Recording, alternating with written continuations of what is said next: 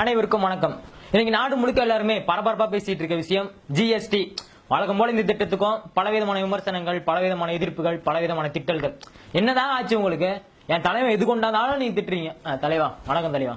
என் தலைவன் என்ன கொண்டாந்தாலும் திட்டி திட்டி தீக்கிறீங்க. ஏன் என் தலைவன் இந்தியாவை பணக்கார நாடா மாத்தணும்னு ஆசைப்பட்டாப்ல. அதனால இந்தியாவில இருக்க ஏழை எல்லாத்தையும் கொள்றாரு. அது தப்பா? அது தப்பான்னு கேக்குறேன். இதுக்கு போய் அவர் திட்டிட்டு இருக்கீங்க. எந்த தலைவராவது இந்தியாவை பல தடவை புது இந்தியாவை பெத்து போட்டிருக்காரா? என் தலைவன் பண்ணிருக்கான். தூய்மை இந்தியான்னு சொல்லிட்டு தெருவுக்கு போனாப்ல, நாளை விளக்க மாத்த தூக்கின்னு அப்ப சுத்தம் பண்ணாப்ல ஒரு புது இந்தியாவை பெற்றாரு. அதுக்கப்புறம் அதோட தங்கச்சி பாப்பா டிமானிட்டைசேஷன் அப்ப வந்துட்டு ஒரு புது இந்தியாவை பெத்து போட்டாப்ல. இப்ப ஜிஎஸ்டி அப்படின்ற அதோட தம்பி பாப்பாவை பெத்து போட்டிருக்காப்ல. அவ்வளவு பிரசவ வழியில அவ்வளவு கஷ்டப்பட்டு புது இந்தியாவை அடிக்கடி பெத்து போட்டுக்கிட்டே இருக்காரு. யாருமே பண்ணாத என் தலைவன் சாதிக்கிறான். அவரை எதுங்க நீங்க திட்டுறீங்க? என் தலைவன் அன்பானவன், அசராதவன், அடங்காதவன், கார்பரேட் காரங்களுக்கெல்லாம் அன்பானவன். நீங்க எவ்வளவுதான் திட்டினாலும் என் தலைவன் வெளிநாட்டுக்கு டூர் போறது நிறுத்துறானா? அதுல அசராதவன், யாருக்கும் அடங்காதவன். இப்ப நீங்க இந்த ஜிஎஸ்டி திட்டத்தை கூட பாருங்களேன். என் தலைவன் இந்திய நாட்டுக்கு இதெல்லாம் முக்கியம், இதெல்லாம் முக்கியம் இல்ல அப்படின்னு சொல்லிட்டு தெளிவா புரிஞ்சு வச்சு கரெக்டா ஜிஎஸ்டி வரி போட்டிருக்காப்ல. காண்டம் இது வந்துட்டு நம்ம தினமும் 3 வேளை வருஷம் ஃபுல்லா யூஸ் பண்றோம். அதனால அதுக்கு 0% வரி. இட்லி தோசை எல்லாம் என்னங்க வருஷத்துல எப்பயாவது ஒரு நாள் யூஸ் பண்றோம். அதனால அதுக்கு 18% வரி. பீஸா, பர்கர் இதெல்லாம் வந்துட்டு எவ்வளவு முக்கியமான பொருள். அது வந்துட்டு அவ்வளவு சத்துக்கள் நிறைஞ்சிருக்கு. அதை நம்பி பல லட்சக்கணக்கான குடிசை தொழிலாளர்கள் இருக்காங்க. அது வந்துட்டு பாமர மக்கள் இருந்து பணக்கார வரைக்கும் ரொம்ப குறைந்த விலையில வாங்கி சாப்பிடுறாங்க. அப்படின்றதுனால அதுக்கு வந்துட்டு மிக குறைந்த வரி 5% வரி. கடலை மிட்டாய் அதெல்லாம் யாருங்க சாப்பிடுறது? பணக்காரன், கோடீஸ்வரன், கார்பரேட்காரன் அவன் சாப்பிடுறான்.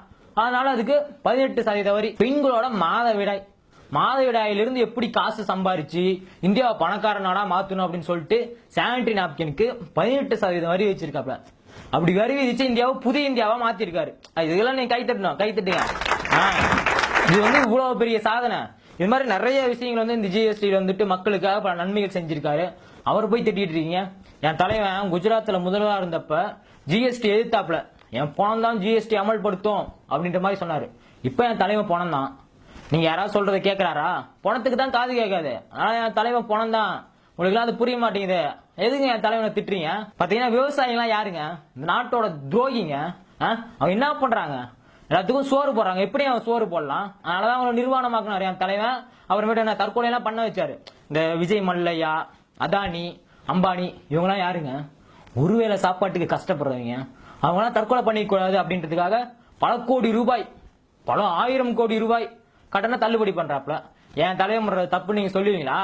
எதுங்க அவர் திட்டுறீங்க? தயவு செஞ்சு என் தலைவனை திட்டாதீங்க. மாடுன்றது தெய்வம். மாட்டுக்கோமின்றது பல அதீத சக்திகளை உடையது. நீங்க பாத்தீங்கன்னா சென்னை கேன்சர் இன்ஸ்டிடியூட் இருக்குல்ல, அதுல இருக்க எல்லா மெடிசனும் வெளியே எல்லாம் எடுத்துட்டு போய் கொட்டிட்டாங்க. இந்த மாட்டுக்கோமியை மட்டும் வச்சிருக்காங்க. வர்ற கேன்சர் பேஷண்ட்டுக்குலாம் அந்த மாட்டுக்கோமியத்துல ஒரு துளி எடுத்து ஆயில் ஊத்துறாங்க. அப்படி கேன்சர் உடனே குணமாயிருது. அந்த அளவுக்கு மாட்டுக்கோமியம் வந்து சக்தி வாய்ந்தது. இதுதான் நாங்க வந்துட்டு பரவாயில்ல எங்களுடைய கொள்கைகளை பரப்பிட்டு இருக்கோம். உடனே தப்புன்றீங்க, தலைவனை திட்டுறீங்க, கொள்கைகளை திட்டுறீங்க. இன்னும் நீங்களா முட்டாளுங்க. நீங்களா இதெல்லாம் உங்களுக்கு புரியவே மாட்டேங்குது.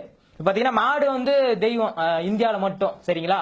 இந்தியாவில வந்து மாட்டு இறைச்சி சாப்பிட்டீங்கன்னா சாமி வந்து கண்ணை குத்தும். ஆனா நாங்களே வந்துட்டு வெளிநாட்டுக்கு வந்துட்டு ஏற்றுமதி பண்ணுவோம். அப்போ வந்து சாமி கண்ணை குத்தாது. அது வந்து நிறைய பணம் பார்ப்போம். அடுத்து பாத்தீங்கன்னா எங்களுடைய கொள்கைகளை பரப்புவதற்காக நிறைய கோப்பா சைக்கிள், அவங்கள பைத்தியம் சொல்ல முடியாது. அவங்க கொண்ட கொள்கையில வந்து பைத்தியமா இருக்காங்க. தமிழ்நாட்டில் நிறைய பேர் இருக்காங்க. யார் அப்படின்னு சொல்லிட்டு பாத்தீங்கன்னா முஸ்லீம் வீட்டில் சாப்பிடுகிறவன் உண்மையான இந்துக்களே கிடையாது அப்படின்னு சொல்ற ஒரு பைத்தியம். அப்புறமேட்டு வந்து ஹிந்தி படிச்சீங்கன்னா கல்லீரல் நல்லா இருக்கும், கிட்னி நல்லா இருக்கும், நல்லா ஆய் போவோம் இப்படின்னு சொல்ற ஒரு சில பைத்தியங்கள். அப்புறமேட்டு வந்துட்டு தமிழகத்தில் தாமரை மாண்டே தீரும் அப்படின்னு முழுசா சந்திரமுகியா மாறி இருக்க நம்ம அக்கா. இந்த மாதிரி வந்துட்டு தாங்கள் கொண்ட கொள்கைகளில் முழு பைத்தியமாக மாறி இருக்கிறவர்களை நாங்கள் தமிழ்நாட்டில் உருவாக்கி இருக்கோம். முன்னாள் குடியரசுத் தலைவர் அவர் யாரு? நம்ம அப்துல் கலாம் ஐயா. அவர் என்ன சாதனை பண்ணாருன்னு கேக்குறேன். அப்படி என்னதாங்க சாதனை பண்ணாரு? சும்மா 2 ராக்கெட்டை வானத்தில் விட்டாப்ல. அப்புறம் கொஞ்ச நாள் வந்துட்டு குடியரசுத் தலைவர் உட்காந்தாப்புல. இதெல்லாம் சாதனையா? நானும் தான் கேட்கறேன். இதெல்லாம் சாதனையான்னு கேட்கறேன். அதனாலதான் என் தலைவன் அதை கரெக்டா கண்டுபிடிச்சாரு. 2 வருஷமா அவருக்கு வந்து நினைவு மண்டபமே கட்டல. இன்னும் அப்படியே இருக்கு, நிலுவையிலே இருக்கு. ஆனா என் தலைவன் எவ்வளவு பெரிய சாதனை பண்ணிருக்காப்ல. அதனாலதான் அவர் இருந்த டீ கடைய சுற்றுலாத்தலமா மாத்த போறாங்க. இந்த சுற்றுலாத்தலத்துக்கு 100 கோடி செலவு பண்ண போறாங்க.